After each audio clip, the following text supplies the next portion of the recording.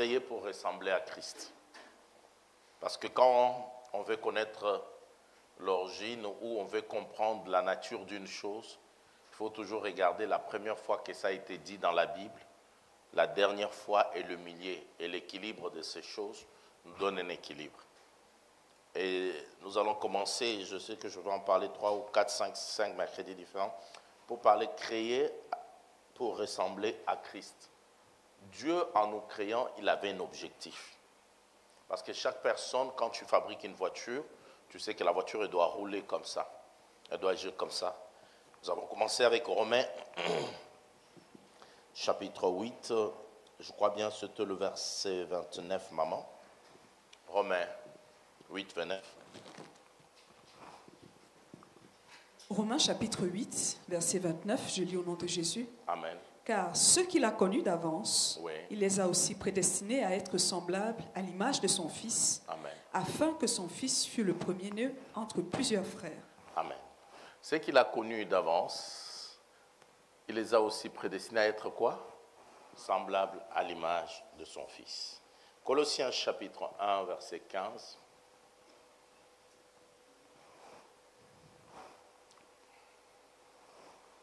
Colossiens chapitre 1, verset 29. Non, le verset 15. Verset 15. Il est l'image du Dieu invisible, le premier-né de toute la création. Pouvons nous asseoir. Il est l'image du Dieu invisible, le premier-né de toute la création. Dans la pensée que Dieu nous a créée, c'est pour ressembler à lui, ressembler à Christ, être totalement à l'image. Genèse va bien le tituler, va bien le placer. Je parle bien de Genèse chapitre 1, le verset 26. Regardez ce texte, c'est de le commencement. Écoute ce qu'il dit. Puis Dieu dit, faisons l'homme à notre image, selon notre ressemblance. Donc Dieu veut que nous soyons créés à son image et à son ressemblance. C'est-à-dire que de tous les êtres que Dieu a créés, quand tu l'as créé des animaux, quand tu l'as créé le poisson, aucun de ces animaux, Dieu ne l'a créé à son image.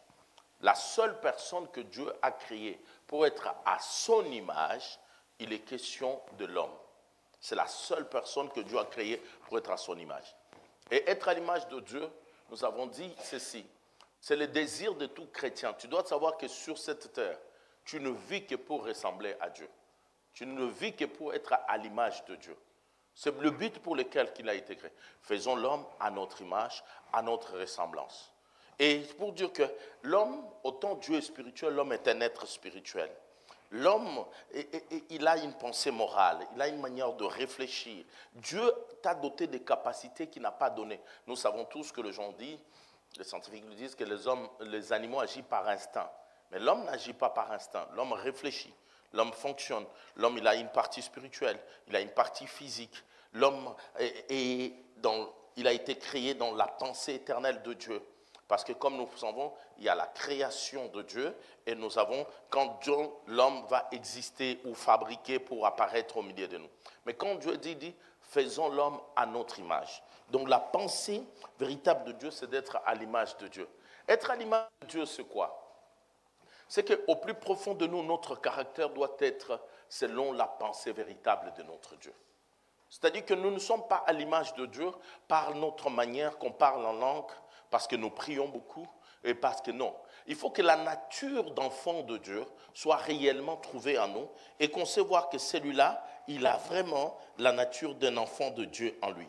Et c'est pourquoi chaque homme qui est créé, en lui, il y a une partie de Dieu qui est en lui. C'est pourquoi quand tu as des avortements, on dit que tu as tué un homme, tu as tué une personne, parce qu'il y a une partie de Dieu dans chaque personne.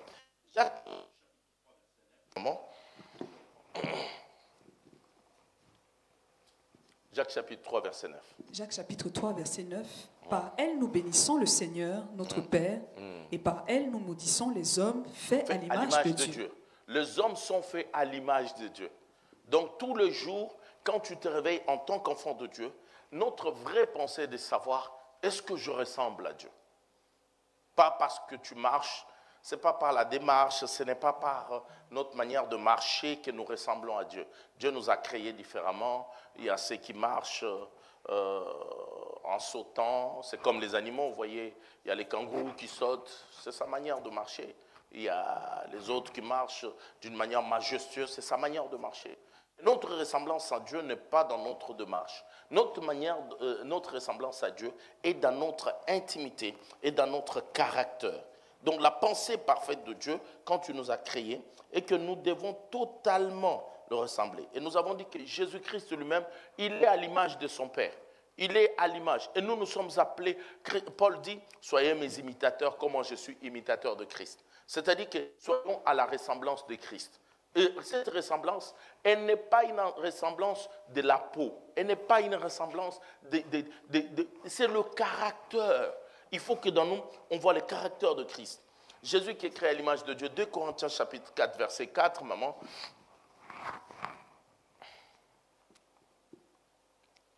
2 Corinthiens chapitre 4, verset 4. Pour les incrédules dont le Dieu de ce siècle a aveuglé l'intelligence, afin qu'ils ne vissent pas briller la splendeur de l'évangile, de la gloire de Christ qui est à l'image de Dieu. À l'image de Dieu. Et comme je disais mercredi dernier, c'est toujours une grande fierté pour un père quand on te dit, ton enfant te ressemble. Et les gens disent toujours, tel père, tel fils, ou telle fille, telle mère. Quand tu veux épouser une femme, j'ouvre une parenthèse, il faut regarder sa mère. Regarde sa mère. Parce que peut-être aujourd'hui, elle est fine comme ça. Peut-être sa mère aussi était fine comme ça. Mais quelques temps plus tard, elle a pris du poids.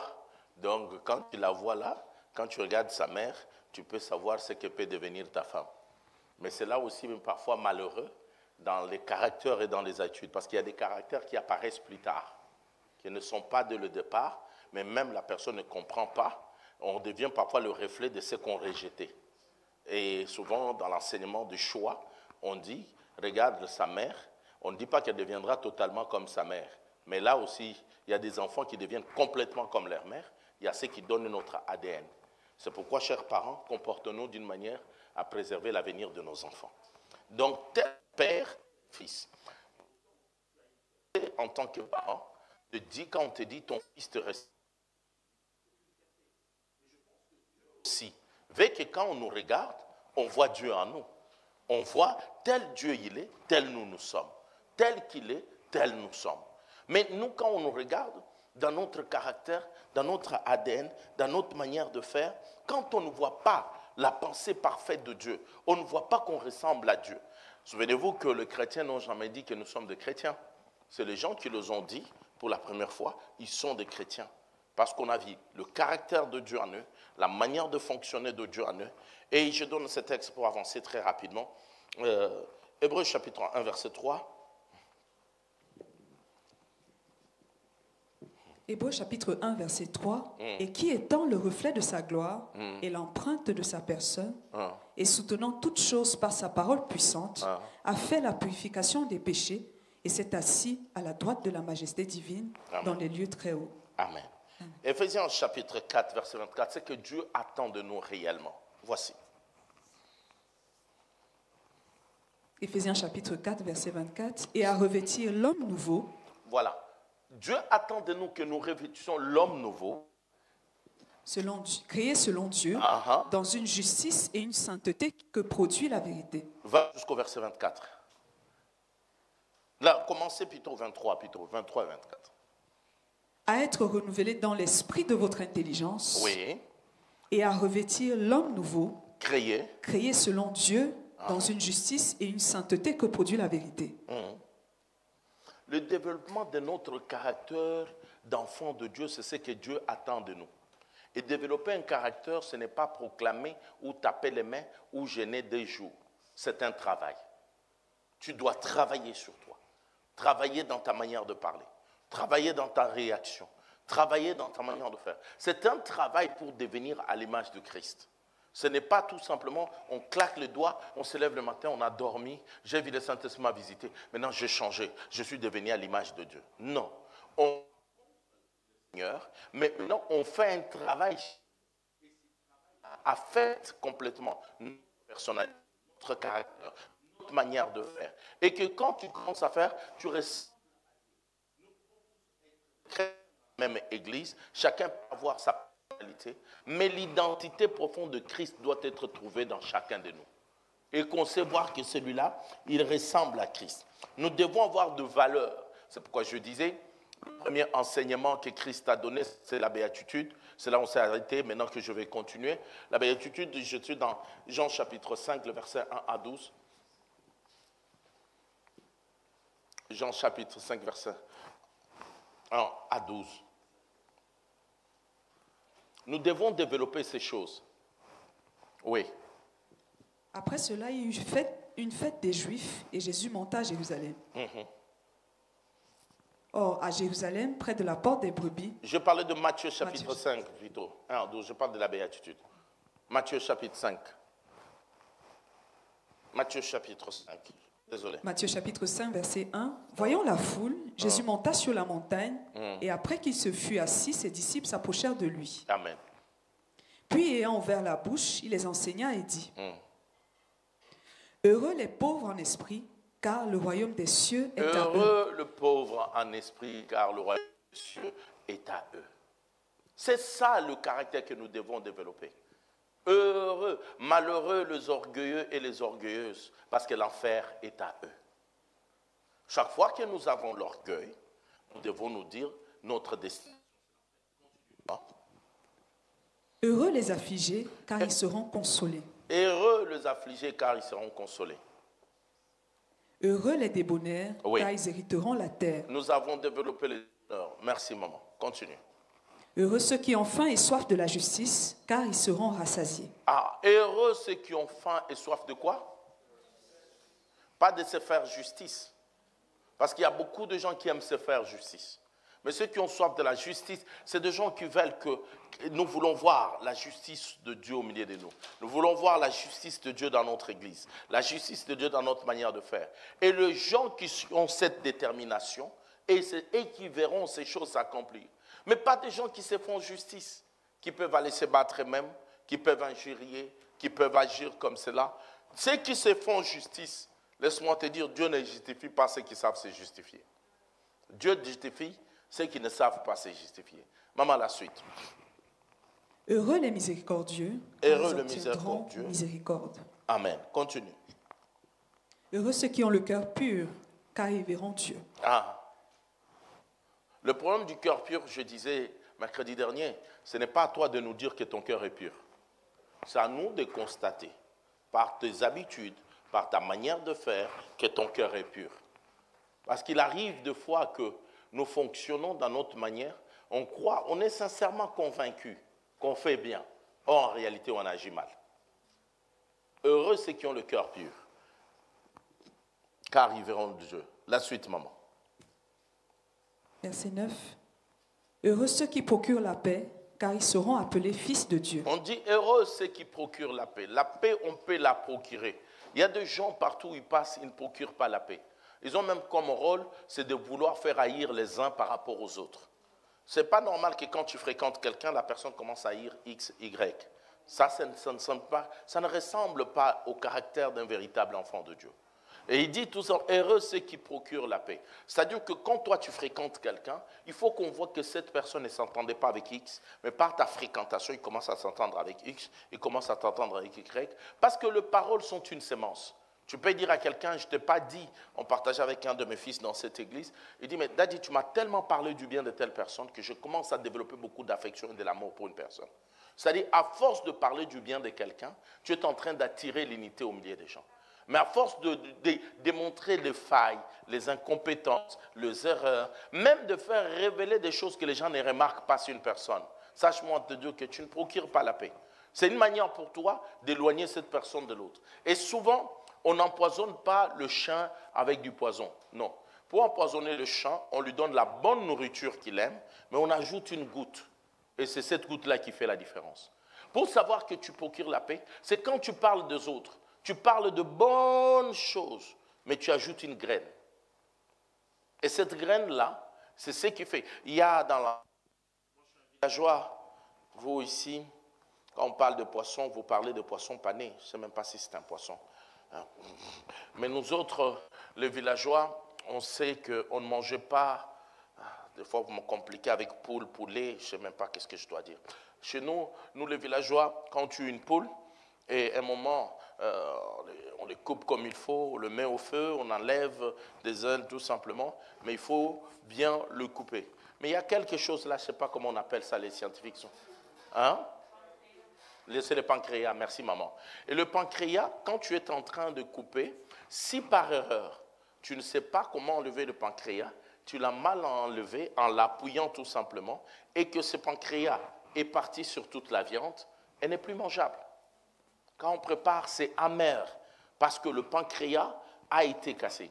Et beaucoup de gens ont l'habitude, quand tu parles avec les gens, ils font toutes choses bien, mais ils ajoutent un petit pancréas. Et c'est ce petit pancréas-là qui crée le vrai problème. Il dit non, moi je ne t'avais pas dit qu'il était gentil, je ne t'avais pas dit qu'il est bien, hein, mais à la fin tu m'avais dit quand même qu'il est escroc. Donc tu comprends que le pancréas est petit, mais il peut rendre toute la nourriture.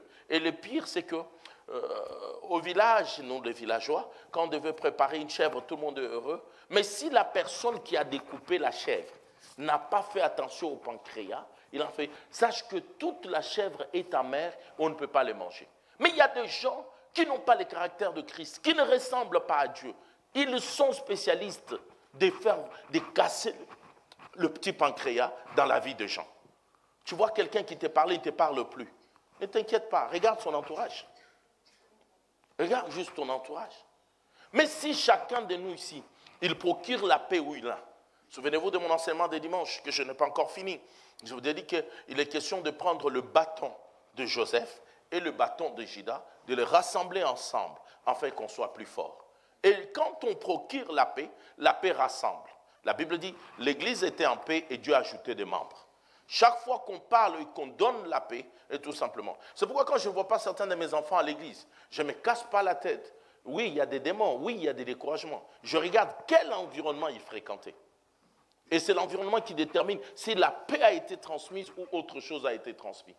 Nous sommes appelés à ressembler à Christ. Et le rassembler à Christ, c'est avoir la mission que Dieu nous a créée. Il dit, créons à notre image et à notre ressemblance.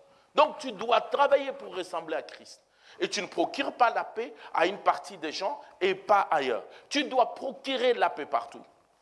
Parce qu'il y a, même dans un récit d'une histoire, il suffit d'enlever un seul élément. La phrase change, l'histoire change. Il suffit d'ajouter un seul élément. Ceux qui procurent la paix, ils cherchent toujours dans leur discours, dans leur manière de faire, afin que la paix soit procurée. Merci maman. Continuons. Ce sont des choses que nous devons développer pour ressembler à Dieu. Je vous ai toujours dit, la béatitude, c'est le premier enseignement que Christ a donné. J'ai eu le privilège d'être à la montagne de la béatitude en Israël. Et je vis comment Dieu pouvait... Je ne sais pas pourquoi il avait choisi cette montagne-là pour enseigner la béatitude. C'est le premier enseignement. La première prédication, c'était « Répentez-vous », mais le premier enseignement, c'était la béatitude. Pour ressembler à Christ, ces valeurs doivent être à nous. Le caractère de nous doit être à nous. Vas-y. Verset 10. « Heureux ceux qui sont persécutés pour la justice, car le royaume des cieux est à eux. » Voilà. Être persécuté pour la justice, c'est quoi? Il y a des gens qui ne sont pas persécutés pour la justice, mais qui sont persécutés pour leurs propres intentions. La justice dont on parle, ce n'est pas la justice selon Dieu, pas notre propre justice. C'est des gens même à l'église qui créent un problème. Moi, parce que je te défends. Non, personne n'est venu ici pour défendre quelqu'un. Nous sommes venus ici pour être sauvés. Il y a des gens, moi, je suis votre défenseur. Maman, papa, tu ne défends personne. La justice ici, c'est-à-dire que tu es prêt à mourir pour la pensée parfaite de Dieu. Prêt à mourir pour des valeurs chrétiennes. On ne parle pas pour des histoires de foufou manger, sémoules, frites. Non. On parle de la pensée parfaite de Dieu. Souvenez-vous de cette histoire qui est racontée souvent dans des réseaux sociaux, vrai ou faux, et que les policiers sont entrés avec une arme de bandit dans une église. Ils ont dit, qui croit en Christ, on va les tuer tout de suite, et celui qui ne croit pas, qui renie Christ peut sortir. C'est des gens, c'est cette justice-là. Tu dis oui, je crois.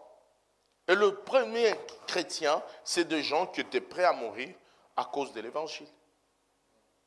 Aujourd'hui, nous sommes prêts à ce que l'évangile nous sert. Je partageais ce matin avec une personne qui me parlait d'une chanson. Notre maman Sumbela, ces cantiques étaient chantonnés. Et puis je dis à la personne, c'est l'époque de notre vraie chrétienté. Il dit, tu veux dire quoi? Il n'y a plus les gens ne sont plus chrétiens aujourd'hui. J'ai dit non.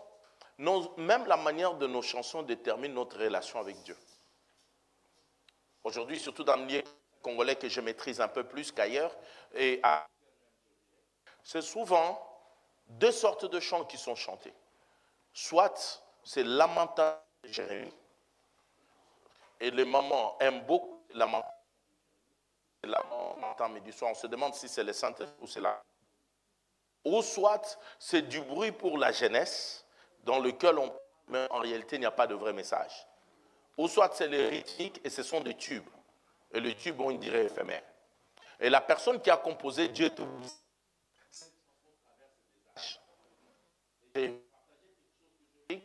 c'est un Suédois qui a composé ce chant. Et il a vu, et c'est là où il a composé Dieu Tout-Puissant. Nous, dans les compositions des chants, prêts à mourir pour Christ, même si ça vient, gestionner le monde entier, je n'ai vu personne comme Jésus.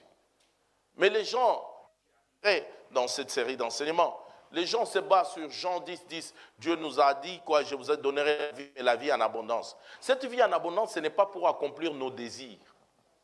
Le désir, moi je veux une voiture, ce n'est pas un péché. Je veux le mariage, ce n'est pas un péché. Mais le but sur la terre, c'est de ressembler à Dieu. Être à sa ressemblance. C'est ça le but sur la terre. Si nous ressemblons totalement à Dieu, et avec l'aide de Dieu, et que nous ressemblons à Dieu, laissez-moi vous dire que beaucoup de choses, même spirituellement, seront très faciles. Et pour aller rapidement, le temps est imparti, on finit quand même Galates, on va attaquer Galates prochainement. Continue maman, on finit quand même le 2 qui reste. Verset 11. Heureux serez-vous lorsqu'on vous outragera, qu'on vous persécutera et qu'on dira faussement de vous toutes sortes de mal à cause de moi. On ne dit pas que heureux lorsqu'on dira de choses vraies que vous avez faites. Est-ce qu'on a dit des choses vraies? Toi, tu viens à l'église, tu ne salues pas les gens. Quand les gens parlent de toi, ils ne saluent pas les gens. Ils ne sont pas chrétiens. Ils critiquent les gens. Mais c'est des choses vraies que tu as faites. Et tu dis, heureux quand on vous persécutera. Non! On ne dit pas, on dit heureux serez-vous lorsqu'on vous outragera, on vous persécutera et qu'on dira faussement de vous toutes sortes de mal. Faussement, c'est le mot qui fait la différence. Dans cette église, on aime me critiquer. Mais quand tu fais de mauvaises choses là, nous on voit. Tu veux qu'on fasse quoi? On parle pour prier pour toi. Mais si des gens inventent des choses sur ta personne, sois heureux. Mais si ces choses ne sont pas fausses, ayons le caractère de Christ de dire, je m'alagis, je me répands, j'abandonne, je laisse. Une personne qui a mal agi ne se justifie pas. Il opte l'attitude d'enfant de Dieu. Christ n'avait pas mal agi, mais il a accepté de mourir jusqu'à la croix avec cette humilité. Et nous sommes appelés, nous avons été créés pour être à la ressemblance de Dieu. Heureux quand on dira des choses faussement de vous. Mais quand tu as fait des choses et tu t'énerves, en plus tu fais des choses, tu veux nous intimider. De quoi vous parlez? De quoi vous parlez? De quoi vous parlez? Mais tu peux nous intimider, nous. Mais tu ne peux pas intimider la vérité. La vérité reste la vérité. Nous devons être des femmes et des hommes qui, tous les jours, avec l'aide de Dieu, Seigneur, je vais te ressembler. Comme c'est quand tu dis, je vais être comme Jésus. Toute ma vie, je vais être comme Jésus. C'est vrai, le frère chante, il s'est levé à la montagne pour la prière. Mais moi, je parle de ton identité, ton caractère, notre caractère doit être le reflet de l'image de Dieu. Si nous tous, avec l'aide de Dieu, nous faisons un effort pour être à la ressemblance de Dieu, telle que la pensée de Dieu a été dans Genèse 1, au verset 26, créons l'homme à notre image et à notre ressemblance. Créons l'homme à notre image, à notre ressemblance. Ça, écoutez, créons l'homme à notre image, à notre ressemblance. Si nous tous, nous disons que je dois accomplir la mission pour laquelle j'ai été créé, et quand cette mission a échoué, c'est pourquoi il a envoyé Christ. C'est pourquoi on dit, nous devons nous revêtir d'un homme nouveau. C'est un choix. Je portais cette veste parce que je le repassais, je le portais. Une nouvelle personne. C'est un choix. Tu dois le prendre dans le manteau, tu dois le préparer et tu dois le porter. Ce n'est pas l'imposition de main qui va te changer. L'imposition de main, j'y arriverai dans cet enseignement. Mais c'est ta décision. Ta décision. Parce qu'il y a des gens qui ont déjà un esprit révolté. Quoi qu'on dise. Mais Dieu ne t'a pas créé pour être un chien. C'est le chien qui aboie tout le temps. Dieu t'a créé pour être un enfant de Dieu, à son image et à sa ressemblance. Frères, sœurs, que le Seigneur nous aide dans sa grâce, que nous puissions devenir selon son image et vivre à sa ressemblance et avoir un caractère de Dieu, de sorte que nous ne dirons pas aux gens dans nos familles que nous sommes chrétiens, mais qu'ils constateront que nous sommes de vrais chrétiens. Que Dieu vous bénisse.